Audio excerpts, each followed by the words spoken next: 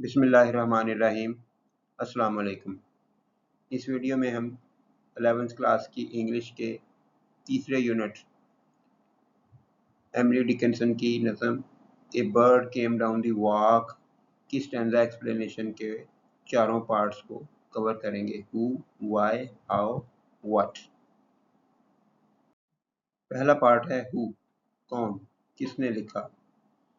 ये एक अहम हिस्सा है जब हम रेफरेंस टू द कॉन्टेक्स्ट लिखते हैं। उसमें पोएट का नाम बताना होता है, उसके बारे में मामूली से थोड़ा सा लिखना होता है, तो हमें पता हो तो होना चाहिए कि कौन है।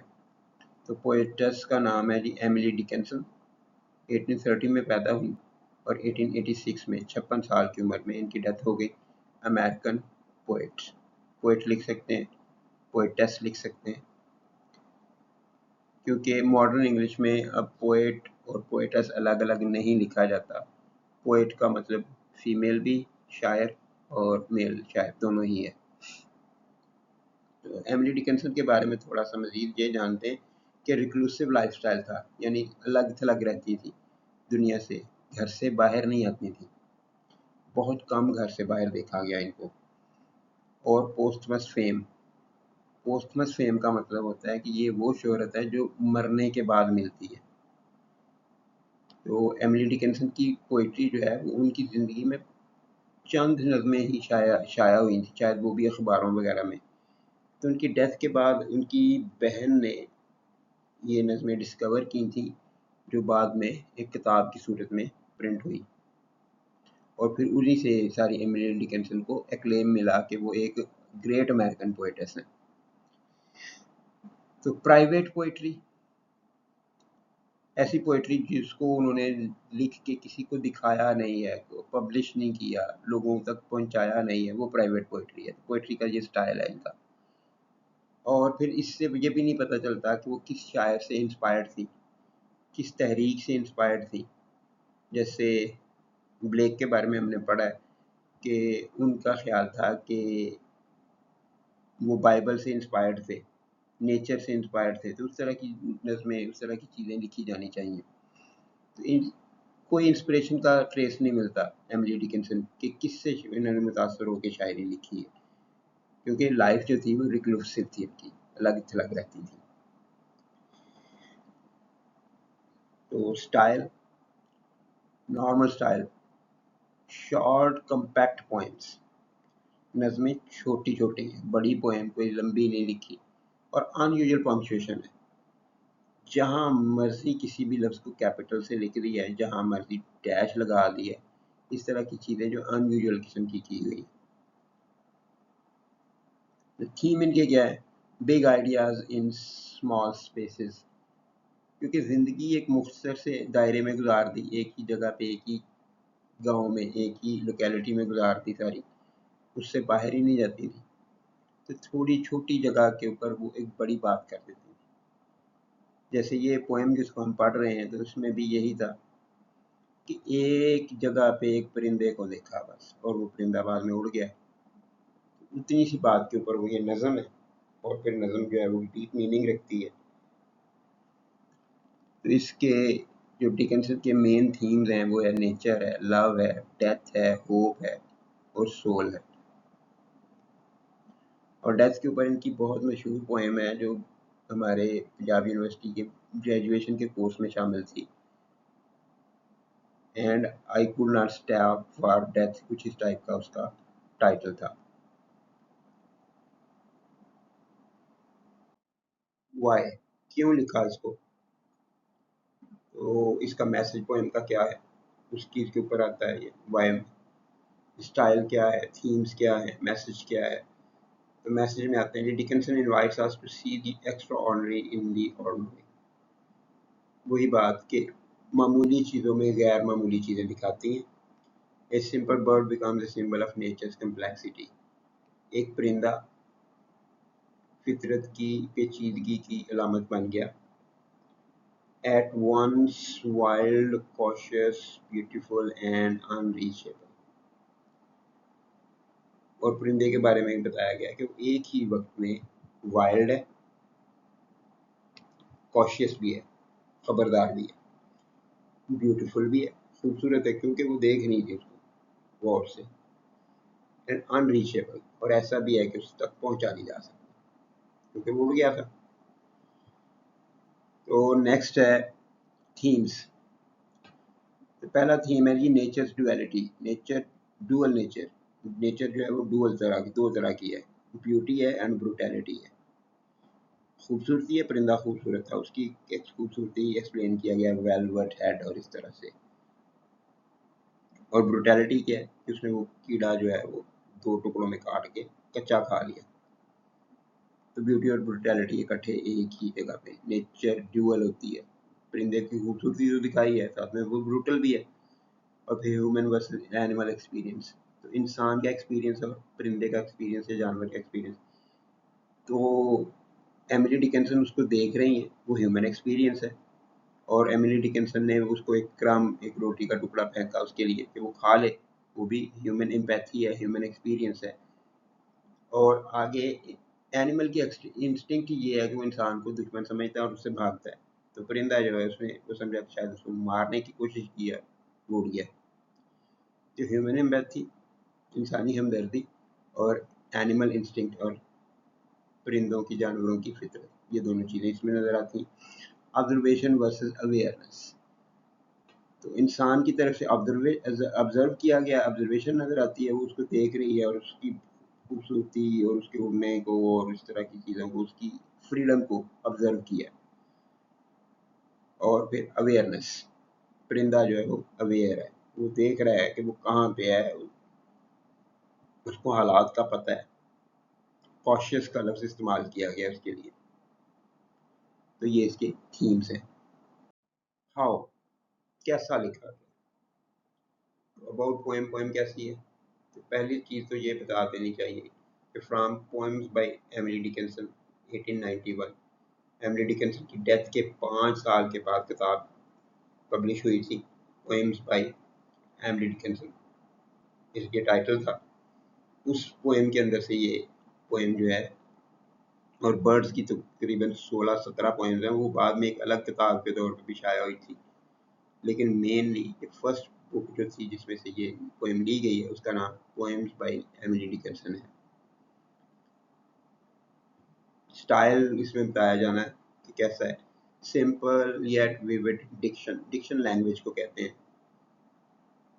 सादा लेकिन वाज़ेह, शोख किस्म की ज़ुबान है। और एवरीडे लैंग्वेज, रोज़मर्रा की, मुश्किल अल्फाज बिल्कुल कोई नहीं, सादा से अल्फाज हैं बिल्कुल। जो एक लफ्ज़ शायद जो किसी ने ना अगर पढ़ा हो तो स्टर है, लेकिन वो भी बहुत नॉर्मल सा लफ्ज़ है। तो रेगुलर राइम स्कीम है, 5 क्वार्टेन्स हैं। क्वार्टेन्स वो पैराग्राफ होता है, वो बंद होता है, वो स्टैंजा होता है जिसमें 4 लाइनें हों। तो 4 लाइनों वाले 5 क्वार्टेन्स हैं। और राइम स्कीम इसकी क्या है, ए बी सी बी, यानी दूसरी और चौथी लाइन आपस में राइम करती हैं, पहली और तीसरी आपस में राइम नहीं करती। और ओकेजनल स्लांट राइम है इसके अंदर, कहीं कहीं पे आवाज़ें बिल्कुल मैच नहीं कर रही, थोड़ा मैच करती हैं, इसे हाफ राइम भी कहते हैं। जैसे क्रम और होम। अब क्रम लफ्ज़ है CRUMB, बी साइलेंट है, क्रम पढ़ा जाता है, आखिर पे मीम की आवाज़ है। दूसरा लफ्ज़ होम है। तो क्रम और होम की आवाज़ें एक जैसी नहीं है, तो ऐसी अगर उनको हम राइम स्कीम में डाल दें बी बी पे ऐसे लफ्ज़ों को, तो वो उसे हम स्लांट राइम कहेंगे। और प्रॉपर राइम तब होगी अगर होम का जो राइमिंग वर्ड है वो रोम लिखा गया हो, ROME रोम, होम रोम, इस तरह का लफ्ज़ हो, तो फिर वो प्रॉपर राइमिंग होगी। अगर थोड़ा सा कुछ फ़र्क है मामूली सा, तो उसको स्लैंट राइम कहा जाता है। तो ओकेजनल है, कहीं कहीं पे है, कहीं पे सही है। और ये लाइन आप हर पोएम के बारे में लिख सकते हैं, इसके बारे में भी ट्रू है। This is a short simple and thought provoking poem. ये मुख्तसर, सादा और काबिल गौर नज़म है। व्हाट, क्या लिखा हुआ है यहाँ पे, मैंने पूरी पोएम की पैराफ्रेजिंग दे दी है। आप लोगों ने जो भी स्टैंजा आएगा सिर्फ उसी की पैराफ्रेजिंग जो है वो इस्तेमाल करनी है, सारी की सारी नहीं लिख दी जाएगी क्वेश्चन के अंदर। हम पैराफ्रेजिंग सिर्फ एक स्टैंजा की जो पेपर में आएगा, जो क्वेश्चन आएगा उसी की लिखेंगे। और पैराफ्रेजिंग पहले भी मैंने करके बताई, और उसमें क्या हमने उसको किया था कि लाइन बाय लाइन, एक एक लाइन का पैराफ्रेजिंग की थी। अब यहाँ पे पूरे पूरे स्टैंजा को कंबाइन करके 2-3 सेंटेंसेस में लिखा है ताकि ये नेचुरल लगे। ऐसा ना हो कि वो अलग अलग लाइन्स जो है उन्हें इकट्ठा लिख भी दिया जाए तो वो बहुत ज़्यादा सिंपल हो जाता है, बहुत ज़्यादा बचगाना सा लगने लगता है। तो इसलिए इसको मैंने अब कंबाइन करके पैराग्राफ फॉर्म में लिखा हुआ है। A bird came down the walk. He did not know I saw.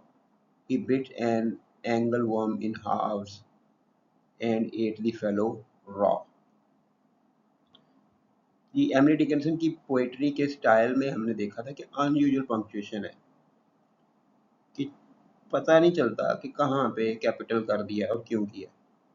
यहाँ पे अगर इस पेज पे देखेंगे तो मैं बता सकता हूँ कि जहाँ पे नाउन्स आए उनको कैपिटल किया, लेकिन कुछ नाउन्स कैपिटल किए बगैर भी छोड़ दिए। ये नाउन है बर्ड, कैपिटल लिख दिया। और फिर हाव्स नाउन है, कैपिटल नहीं किया। एंगलवर्म नाउन है, कैपिटल लिख दिया। फेलो नाउन है, नहीं कैपिटल लिखा उसको। ड्यू कैपिटल कर दिया, ग्रास कैपिटल कर दिया, वॉल कैपिटल कर दिया, बीटल कैपिटल कर दिया।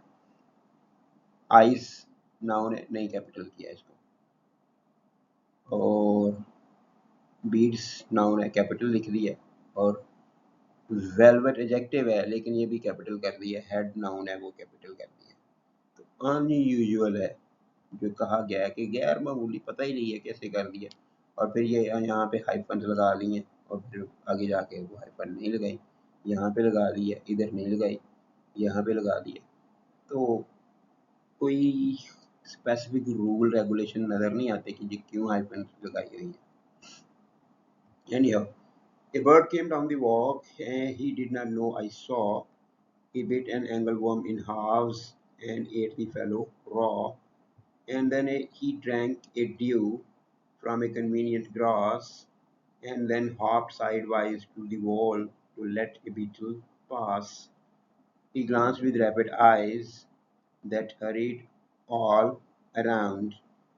They looked like frightened beads, I thought. He stirred his velvet hat. यहाँ पे स्लांट राइम नज़र आएगी आपको। अराउंड है, आखिर पे डी है, और यहाँ पे हेड है, डी है। इन दोनों को राइम में लिख दिया बी सारी पोएम की तरह से। एक्चुअली ये राइम उस तरह से नहीं है, इसलिए इसको स्लांट राइम या हाफ राइम कहा जाता है कि मामूली सा आखिरी सिर्फ एक लेटर ठीक मैच कर रहा है, उसी को राइम स्कीम बना ली। तो पहला जो है इसका स्टांजा, उसमें है ये रात तक है कि परिंदा आया, वो नहीं जानता था, मैंने उसे देखा, उसने एंगलवर्म को काट कर 2 टुकड़े किया और कच्चा खा लिया। अब इसको किस तरह से लिखा है। Bird came down the path and he did not know I was watching him as he bit an angleworm in two and ate it raw. एक परिंदा आया और उसने, वो नहीं जानता था कि मैं उसको देख रही, पोएटस के पॉइंट ऑफ व्यू से मैं उसे देख रही हूँ। उसने एक एंगलवर्म को काट कर 2 टुकड़े किया और उसे कच्चा खा लिया। वही बात है जो यहाँ पे। इसके बाद ये दूसरा स्टैंजा है, and then he drank a dew from a convenient grass and then hop sideways to the wall to let a beetle pass. फिर उसने शबनम का कतरा पिया, करीब कन्वीनियंट, आसान, जो उसके पास करीब आसानी से जिस तक वो जा सकता था। घास की पत्ती से उसने पानी पिया, वो ड्यू पी, ड्यू शबनम का कतरा पिया, और फिर उछल कर दीवार की साइड तरफ हो गया ताकि एक कीड़ा जो है वो बीटल है वो गुजर सके। Then he drank a drop of dew from a nearby blade of grass. फिर उसने शबनम का एक कतरा पिया एक घास की पत्ती जो कि पास ही थी उससे। And hop sideways towards the wall, और छलांग लगाकर दीवार की तरफ हो गया, उछल कर कूद कर हो गया, that so that a beetle could pass, ताकि एक बीटल जो एक कीड़ा होता है वो गुजर सके. He glanced with rapid eyes that hurried all around. They looked like frightened beads. I thought. He stirred his velvet hat. उसने तेज आंखों से देखा. जो चारों तरफ तेजी तेजी से देख रही थी, वो ऐसे लग रहा था जैसे वो डरे हुए मोती हो. मेरा ख्याल है. He stirred his velvet hat. उसने अपना मखमली सर हिलाया था. He glanced about with quick eyes that darted all around him. उसने तेज नजरों से इर्द गिर्द देखा. And to me they looked like frightened bees as he moved his velvet hat. और मेरे लिए तो वो ऐसे लग रहा था जैसे डरे हुए सहमे हुए मोती हो जब उसने अपने मखमली सर को हरकत दी थी. तो इनमें से जो भी आ जाएगा, आपने सिर्फ ये वाला एक पार्ट जो है उसको कर देना है. आप अपने टीचर की मदद से इसको देख लें कि मैंने वही लफ्ज़ ज़्यादातर इस्तेमाल किए हैं. यहाँ पे क्विक और रैपिड को क्विक लिख लिया, आप रैपिड ही लिख सकते हैं. और डार्टेड की जगह पे हरिड लिख लिया, हरिड की जगह पे डार्टेड. तो कुछ लफ्ज़ चेंज किए जो सूट कर रहे थे. नहीं भी करेंगे तब भी ठीक रहेगा. तो इसी बात को आपने सादा लफ्ज़ों में सादा प्रोज नसर के अंदर लिख देना है. इसकी प्रैक्टिस होनी चाहिए. ट्राई करते रहें और ये अच्छा लिखा जाएगा.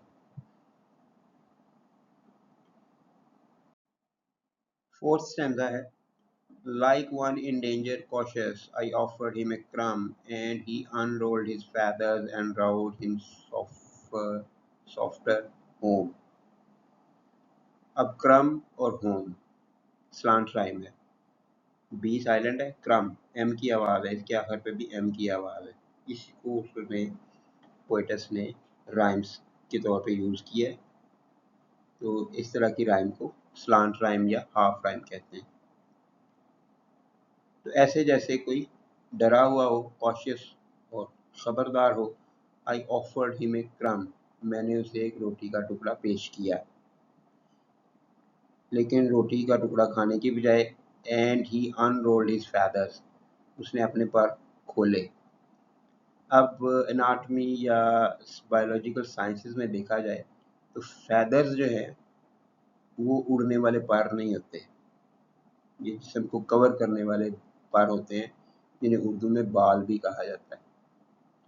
लेकिन इसने उड़ने वाले परों को, जिन्हें विंग्स कहते हैं, उसके लिए इस्तेमाल किया है. ये कोई खराबी नहीं है, पोएटिस की अपनी एक चॉइस है. और उसने अपने पर खोले and round him softer home, और बड़े नरमी से वो तैरता हुआ घर चला गया, यानी अपने घोंसले की तरफ उड़ गया. तो रो कश्ती चलाना, तैरना. तो वो कश्ती चलाना जिस तरह से स्मूथ होता है, इस तरह से स्मूथली वो उड़ के चला गया.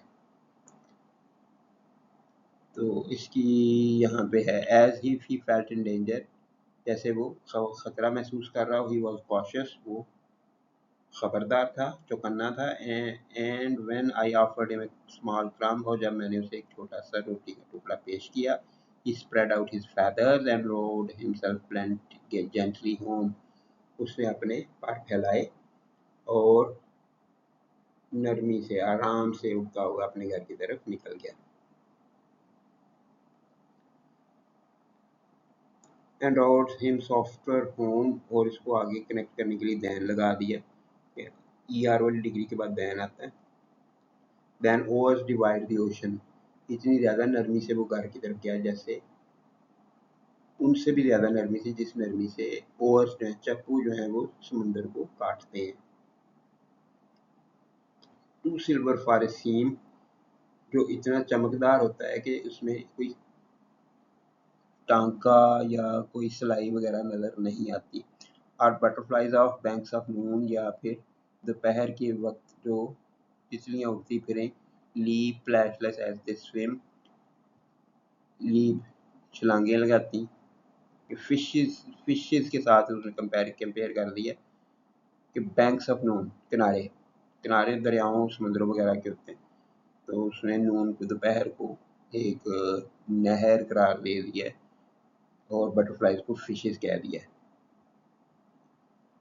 तो या बटरफ्लाइज को दिन के वक्त डायरेक्टली भी कहा जा सकता है कि दिन के वक्त वो उड़ रही हैं, लीप छलांगे लगा रही हैं जैसे मछलियां लगाती हैं, यहाँ पे मछलियों वाला सर आता है। स्प्लैशलेस है और पानी के छींटे भी नहीं उड़ते, और एज दे स्विम जब वो तैरती हैं। तो ये फिशेस वाला जो है वो फीचर जो है, एट्रीब्यूट जो है, बटरफ्लाइज के साथ अटैच कर दिया गया है। तो इसी को सटल लैंग्वेज कहेंगे, ज़बान का होशियार इस्तेमाल।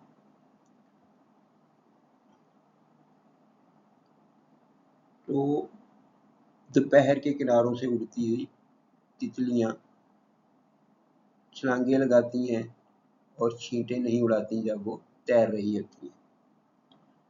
तो अब देखते हैं कि इसकी पैराफ्रेजिंग कैसे है। More softly than oars which cut through the ocean, उन चप्पुओं से ज़्यादा नरमी के साथ वो उड़ कर गया जो समंदर को काटते हैं, और चप्पू जो है समंदर के पानी को काट कर आगे कश्ती को आगे मूव करते हैं। So smooth and silver that no seam can be seen, वो इतनी नरमी से, आराम से और चमकदार होता है समंदर जो है कि उसके ऊपर कोई सीन, कोई सिलाई नज़र नहीं आती। कुछ कश्ती आगे बढ़ गई, पीछे से सारा कुछ बिल्कुल जैसे कभी कुछ हुआ ही नहीं था। थोड़ी सी हलचल पैदा होती है चप्पुओं से, उसके बाद फिर ख़त्म हो जाती है। और लाइक बटरफ्लाइज, या फिर जैसे तितलियां हों, rising from the Sunny banks at mid day, के जो दोपहर को धूप के किनारों से धूप में निकलती हैं। दे लीप विदाउट ए स्प्लैश, वो छलांगे लगाती हैं और कोई स्प्लैश पैदा नहीं होता, कोई छींटे नहीं उड़ते, as if they were swimming, और ऐसे ही होता है जैसे वो तैर रही हो।